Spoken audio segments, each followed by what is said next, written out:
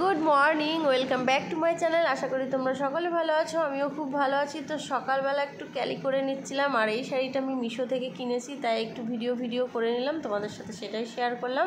আর এদিকে এই ব্লাউজটা আমি নিজের জন্য বানাচ্ছি, তো বানানো হয়ে গেছে। এটা পরেই ছাদে এসেছি একটু ভিডিও করার জন্য, তো তারপরে কেচে ঠেচে দিয়ে এটা এই ব্লাউজটা পরে পুজো দিতে যাবো, ওই জন্য এসেছি। আর এদিকে দেখো আমার মেয়ের কিন্তু শরীর খারাপ, বাবা চলে গেল।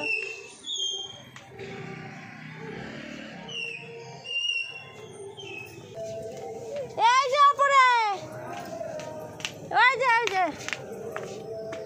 দে বাবা, উই দেখো বাবা চলে যাচ্ছে।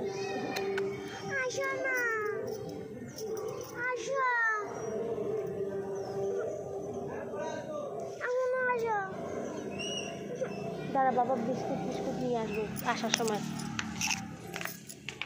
তো এই দেখো ছাদে চলে এসেছি, আমার মাম্মাম দুষ্টে, এই যে আমার সোনাটা, দেখি মাম্মামের বাবা চলে গেল, তাই আসা করছে। তোমাকে তুলে দিয়েছি, এই যে আমার মাম্মাম সোনা, আসো ধরো।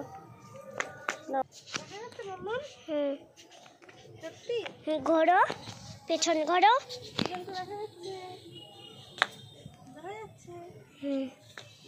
আকাশটা দেখো কি সুন্দর, কি ভালো লাগছে না বলো। এটা কিন্তু একটা দুপুরের সিন, তো আমি একসময় এক ক্লিপ নিয়ে রেখেছিলাম, এটাই শেয়ার করলাম তোমাদের সাথে। বেশ ভালো লাগছে আমার, তাই আমরা এখন পুজো দিতে যাচ্ছি। আমার শরীর খারাপ হয়েছিল, তো এখন ভালো হয়ে গেছে, তাই আমরা এখন মা শীতলা মায়ের মন্দিরে পুজো দিতে যাচ্ছি।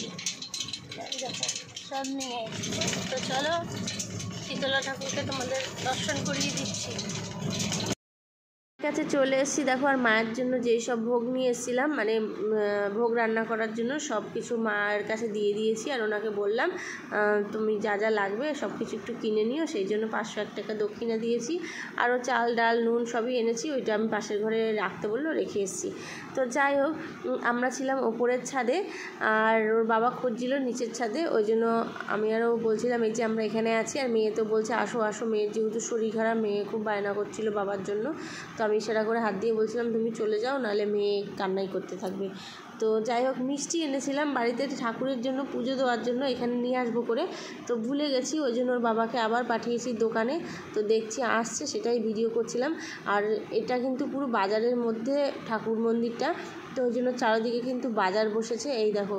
আর ভীষণ আওয়াজ আসছিলো, আর মায়ের মুখটা তোমাদেরকে এখান দিয়ে একটু ভালো করে দেখিয়ে দিলাম। আমার মেয়ের কিন্তু হাম হয়েছিল 9 দিন মতন, মেনেছি, তারপরে কমেছে, 7 দিনের মাথায় কমে গেছিলো, তো 9 দিন পালন করেছি। আর এই সময়টা জানোই নিরামিষ খেতে হয়, আর সব কিছু মানতে হয়, ছোঁয়াছানি, তো আমরা সব কিছুই মেনেছিলাম, নিরামিষও খেয়েছিলাম। তো আমার মেয়ের গায়ের ওগুলো সুন্দরভাবে কমে গেছে।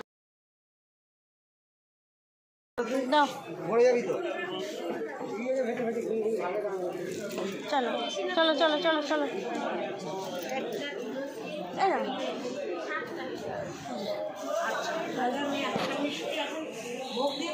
হ্যাঁ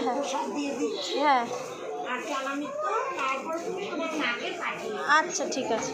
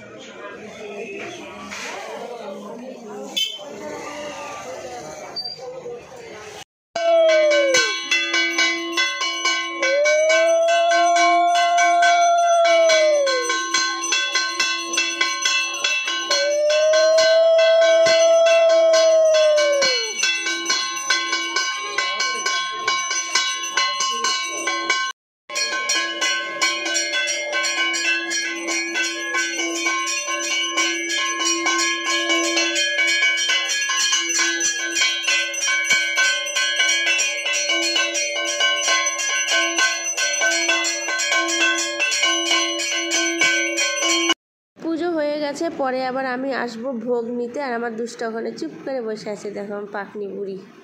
দেখো আমাদের পুজো দেওয়া হয়ে গেছে, আমরা এখন বাড়ির দিকে যাচ্ছি। আর বৃষ্টি সমানে পড়েই যাচ্ছে গুড়ি, ভেবেছিলাম গাড়ি করে আসবো, বৃষ্টির জন্য আর গাড়ি করে আসলাম না, টোটো করেই চলে এসেছি।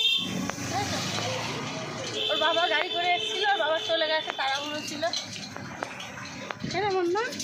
হ্যাঁ, আমার পিসটা আজকে নিম পাতা, হলুদ, দুধ, ডাবের জল এসব দিয়ে স্নান করেছে, দিয়ে বলছে আমি শাড়ি পরবো তাহলে ওই সরস্বতী পুজোর মতন।